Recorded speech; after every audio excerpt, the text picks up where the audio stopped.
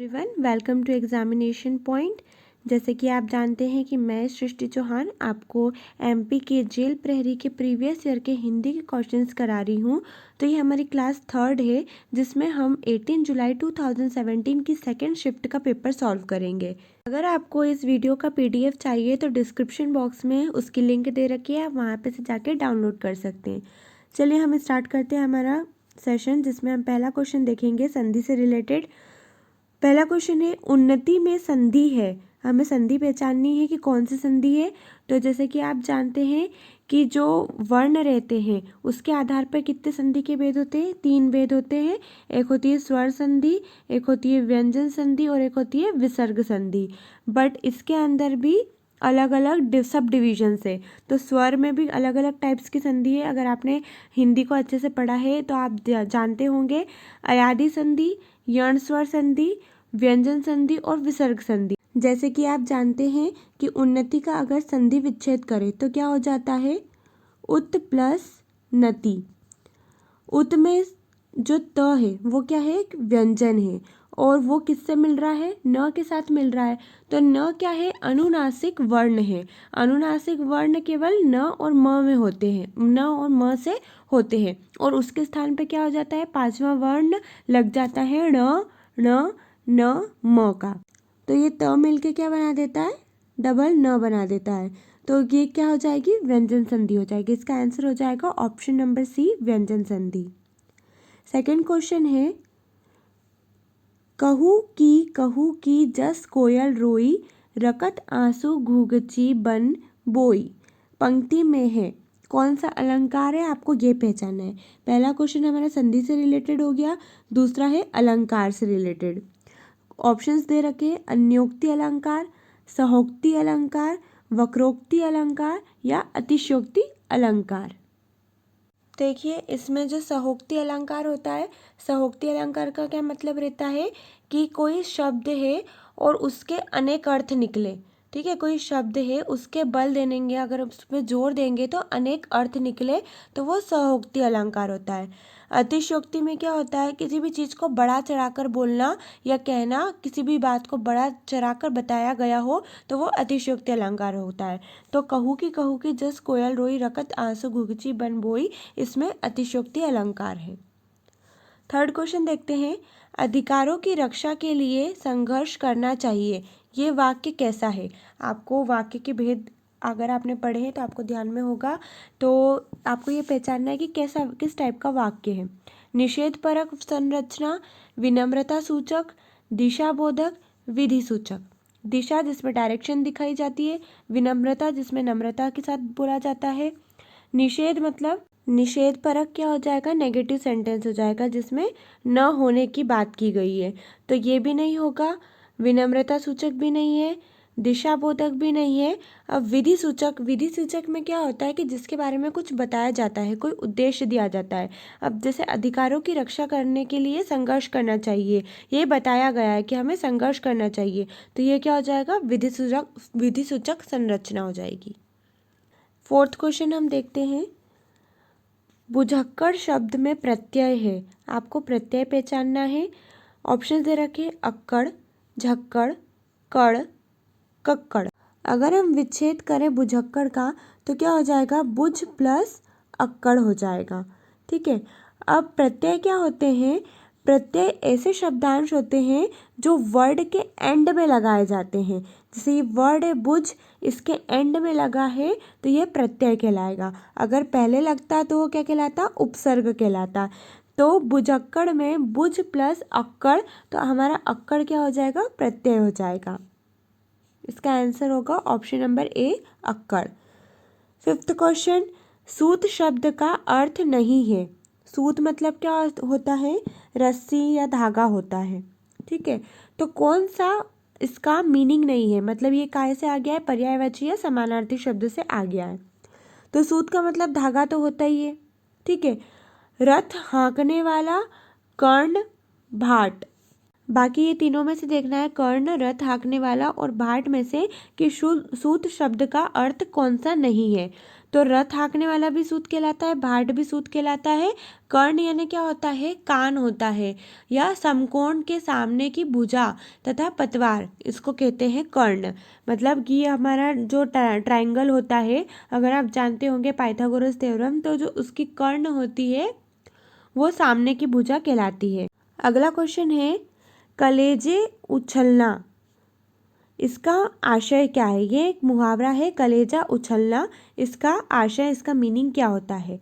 Options दे रखे हैं, उद्वेग से दिल का धड़कना, हर्ष से दिल का धड़कना, आशंका से दिल का धड़कना या उक्त सभी। कलेजे उछलना मतलब क्या होता है, अगर हम किसी भी चीज़ को लेके खुश हो जाते हैं तो हमारा क्या हो जाता है, दिल धड़कने लग जाता है ज़ोर ज़ोर से, तो इस चीज़ को क्या बोलते हैं हम, कलेजे उछलना। तो उद्वेग से दिल का धड़कना या हर्ष से दिल का धड़कना या आशंका से दिल का धड़कना, तो ये तीनों का मीनिंग एक ही है। तो इसका आंसर क्या हो जाएगा, ऑप्शन नंबर द, उक्त सभी। कलेजा उछलना का मतलब क्या होता है, ये तीनों ऑप्शंस के होते हैं। 7th क्वेश्चन देखते हैं, तुम खूब पढ़ो और माता पिता का नाम रोशन करो, ये कैसा वाक्य है। अभी हम दूसरा वाक्य का देख रहे हैं क्वेश्चन, जो हमारे इसी पेपर में आया हुआ है। देखिए, पहला ऑप्शन दे रखा है आज्ञा सूचक, सेकंड है इच्छा सूचक, विधानवाचक या संकेतार्थक।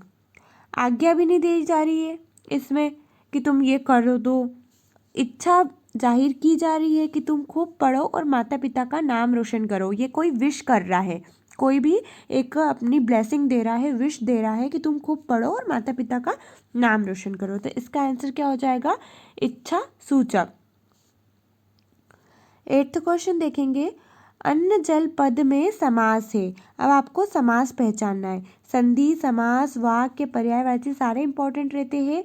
मेनली आपको संधि और समास से और पर्यायवाची से क्वेश्चन देखने को मिलेंगे, ये 100%। और एक से ज़्यादा 2 या 3 बार भी रिपीट हो सकते हैं, तो आप संधि, समास ये सब अच्छे से करके जाइएगा। ऑप्शंस दे रखे हैं, अव्ययी भाव, द्विगु, कर्मधारय या द्वंद्व। पहचानते कैसे हैं, जैसे अव्ययी भाव की बात करें तो अव्ययी भाव में जो पहला पद रहेगा उसमें क्या आना चाहिए, पहचानने के तरीका है। पहला पद क्या आना चाहिए, अनु या आ या प्रति, भर, यथा, यावत, हर, ये सब आना चाहिए। तो वो क्या कहलाता है, अव्ययी भाव कहलाता है। अगर हम कर्मधारय की बात करें तो कर्मधारय का जब हम कोई समास का विग्रह करेंगे तो दोनों पद के मध्य में क्या आना चाहिए, है, जो या के समान। जैसे कि हो गए कमल के समान चरण, तो ये क्या हो जाएगा, कर्मधारय हो जाएगा। तो ना ये अव्ययी भाव है ना कर्मधारय है, ये क्या है, अन्न और जल। इसका मतलब, इसका अगर हम विग्रह करेंगे समास का तो क्या हो जाएगा, अन्न और जल। तो और किसके बीच में आना चाहिए ये हमें देखना है। द्वंद्व समास में क्या होता है कि अगर कोई दोनों पद है उसके बीच में और आ जाए या अथवा आ जाए या आ जाए या एवं लगता है तो वो क्या कहलाता है, द्वंद्व समास कहलाता है। अब क्या दे रखा है अपने को यहाँ पे, अन्न जल, मतलब अन्न और जल, तो इसका आंसर क्या हो जाएगा, द्वंद्व समास। क्वेश्चन नंबर 9 पे चलते हैं। 9th क्वेश्चन है हमारा, होशंगाबाद जिले में बोले जाने वाली बोली कौन सी है। ऑप्शंस दे रखे हैं, निमाड़ी, बुंदेली, बघेली या मालवी। निमाड़ी कहाँ बोली जाती है, खरगोन, खंडवा इस साइड बोली जाती है निमाड़ क्षेत्र में। मालवी बोली जाती है इंदौर, देवास इस साइड के एरिया में बोली जाती है। बुंदेली कहाँ पे बोली जाती है, देखिए जो हमारा झांसी क्षेत्र है, ग्वालियर है, भोपाल हो गया, ओरछा, सागर, सिवनी और होशंगाबाद हो गया, या उसके आसपास के क्षेत्र हैं, वहाँ पे बुंदेली बोली बोली जाती है। ये किस कारण से बोली जाती है, क्योंकि वहाँ पे बुंदेली राजपूतों के कारण बोली जाती है। ठीक है, तो बुंदेलियों का विकास हुआ था यहीं पे, इस कारण से ये लोग बुंदेली बोली बोलना लग गए थे, और इसी कारण से इसका आंसर क्या हो जाएगा, ऑप्शन नंबर ब, बुंदेली होशंगाबाद जिले में बोली जाती है। क्वेश्चन नंबर 10 थे, वैभव शब्द का पर्यायवाची क्या होता है। ठीक है, ये भी समानार्थी से रिलेटेड आ गया, तो आप देख सकते हैं समानार्थी आपको अच्छे से करना है, संधि अच्छे से करना है, समास अच्छे से करना है। तो वैभव का पर्यायवाची क्या होता है? ऑप्शन दे रखे हैं, महत्ता, शक्ति, उक्त सभी या ऐश्वर्य। देखिए ऑप्शन नंबर जो डी है, सॉरी इसमें इधर इसको इधर दे दिया है, या ऑप्शन इसमें गलत दे रखा है, तो इसका आंसर हो जाएगा उक्त सभी। वैभव का मतलब क्या होता है? महत्ता भी होता है, शक्ति भी होता है, ऐश्वर्य भी होता है। ये तीनों का मीनिंग एक ही होता है, इस कारण से इसका आंसर क्या हो जाएगा? उक्त सभी, option number C. Question number 11 है, हॉर्टिकल्चरिस्ट का हिंदी पारिभाषिक शब्द है। हॉर्टिकल्चरिस्ट का आपको पारिभाषिक शब्द बताना है। इसके ऑप्शन दे रखे हैं, पदपालय, पादप शास्त्री, उद्यान विशेषज्ञ या पादप विज्ञानी। तो इसका सही आंसर क्या हो जाएगा? उद्यान विशेषज्ञ। जो उद्यान विशेषज्ञ रहते हैं उसी को इंग्लिश में क्या बोलते हैं? हॉर्टिकल्चरिस्ट बोलते हैं। पदपालय, पादप शास्त्री या पादप विज्ञानी, ये तीनों किससे संबंधित है? प्लांट किंगडम से संबंधित है, इसलिए इसका आंसर हो जाएगा option number C. Question number 12 देखेंगे, अनित्य का विलोम शब्द है। अब आपको विलोम पे भी देखना है कि विलोम को भी आपको अच्छे से याद करना है। तो अनित्य का विलोम शब्द क्या है, ये आपको पहचानना है। ऑप्शन दे रखे, शाश्वत, सर्वदा, नित्य या उक्त सभी। तो इसका आंसर भी क्या हो जाएगा? ऑप्शन नंबर डी, उक्त सभी। अनित्य का विलोम शब्द क्या होता है? शाश्वत होता है, सर्वदा होता है, नित्य होता है, तीनों अपोजिट रहते हैं इसके, तो इसका आंसर हो जाएगा उक्त सभी। क्वेश्चन नंबर 13 है, ठेस शब्द है। ठेस शब्द कैसा है? तत्सम, तद्भव, संकर या देशज, आपको ये पहचानना है।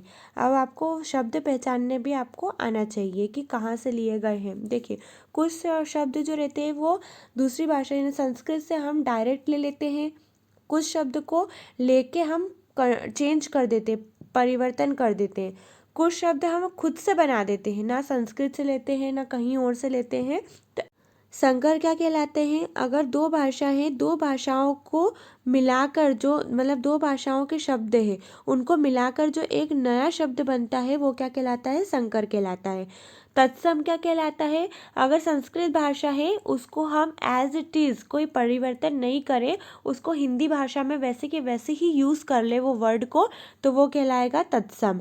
तद्भव क्या कहलाएगा कि उसको संस्कृत से तो लिया लेकिन हिंदी भाषा में जब उसका यूज़ करे तो उसका रूप मतलब उसका उसमें परिवर्तन ला दे, उसमें चेंजेस कर दे, तो वो तद्भव कहलाता है।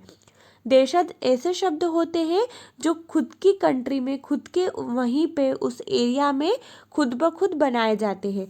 तो ठेस हमारा कैसा शब्द है? देशज शब्द है जो हमने खुद ने बनाया है, तो इसलिए इसका आंसर हो जाएगा ऑप्शन नंबर डी, देशज।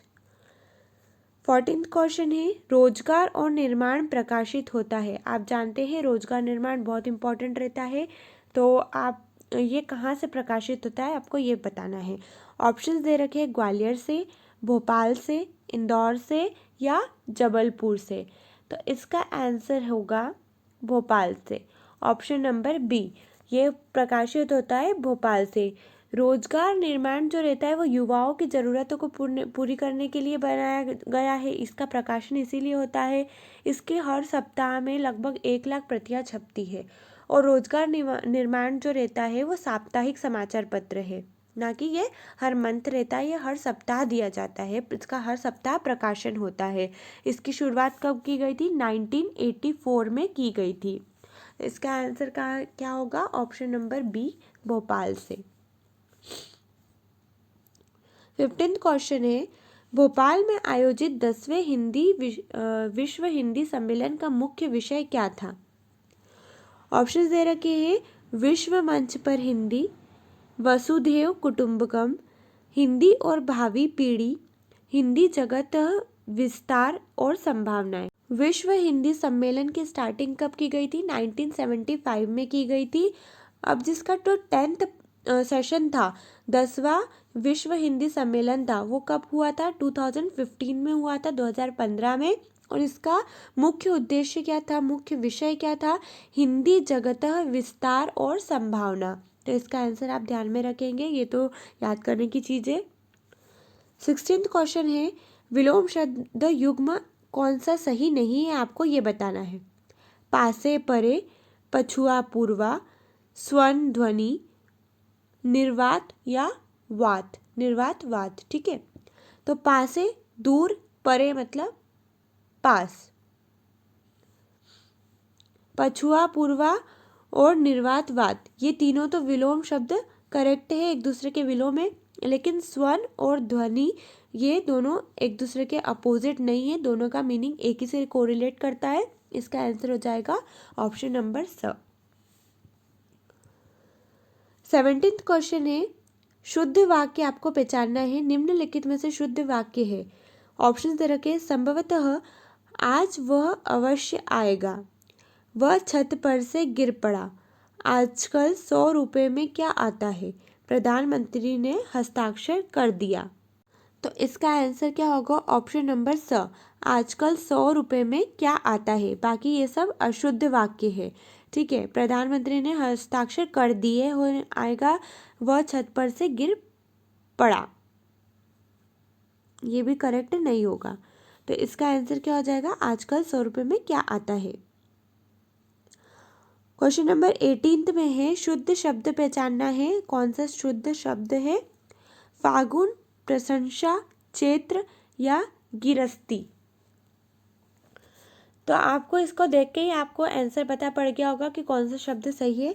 प्रशंसा नहीं होता है, प्रशंसा होता है, चैत्र नहीं होता है, और गिरस्ती नहीं, गृहस्थी होता है। तो इसका आंसर क्या होगा, फागुन। फागुन शुद्ध वाक्य है, शुद्ध शब्द है, और बाकी ये सब अशुद्ध है। क्वेश्चन नंबर 19 को देखें तो क्वेश्चन नंबर 19 कहता है कि निम्नलिखित में समुच्चारित भिन्नार्थक शब्द युग्म नहीं है। कौन से भिन्नार्थक शब्द युग्म नहीं है, आपको ये पहचाना है। ठीक है, ऑप्शंस दे रखे, गाली गलौज, जो हम बिल्कुल बोलते हैं कि ये होता है, गुड़ गुड़, चीर चीर, चीता चीता, इसको आपको पहचानना है। तो देखिए, भिन्नार्थक क्या होते हैं शब्द युग्म। देखिए, हिंदी भाषा में क्या होता है कि कुछ ऐसे शब्द होते हैं जिनके मीनिंग, उच्चारण अगर हम बोले, अगर दोनों को उच्चारण करें तो वो सेम होता है, लेकिन उनका मीनिंग जो रहता है, मतलब अर्थ जो रहता है, वो डिफरेंट होता है, अलग अलग होता है। तो इसको क्या कहते हैं, शब्द युग्म कहते हैं। अब कुछ ऐसे शब्द है जो शब्द युग्म होते हैं, जैसे गाली गलौज है, तो गाली गलौज क्या होता है, समुच्चारित भिन्नार्थक शब्द युग्म नहीं है, क्योंकि इन दोनों का मीनिंग एक ही होता है, इस कारण से ये अलग नहीं हुए। तो हमारा ऑप्शन हो जाएगा ऑप्शन नंबर अ, गाली गलौज। लास्ट क्वेश्चन क्या है हमारा, सुदामा पांडेय धूमिल की कृति है। ऑप्शंस दे रखे हैं, अंधेरे बंद कमरे, संसद से सड़क तक, यामा, और आखिर ऐसा क्या कर दिया मैंने। तो सुदामा पांडे क्या थे, एक कवि थे। उन्होंने क्या किया था, जो समकालीन कविता थी उस दौर के वे कवि थे। धूमिल के 3 काव्य संग्रह है। पहला है सड़क से, संसद से सड़क तक, दूसरा है कल सुनना मुझे, और तीसरा है सुदामा पांडे का प्रजातंत्र। तो इनका जो आंसर होगा वो क्या हो जाएगा, ऑप्शन नंबर ब, संसद से सड़क तक। इसी के साथ हमारा ये वीडियो आज का यहीं फिनिश होता है। आज का पेपर हमने हिंदी का सॉल्व कर लिया है। नेक्स्ट सेशन में हम अगले शिफ्ट का पेपर करेंगे।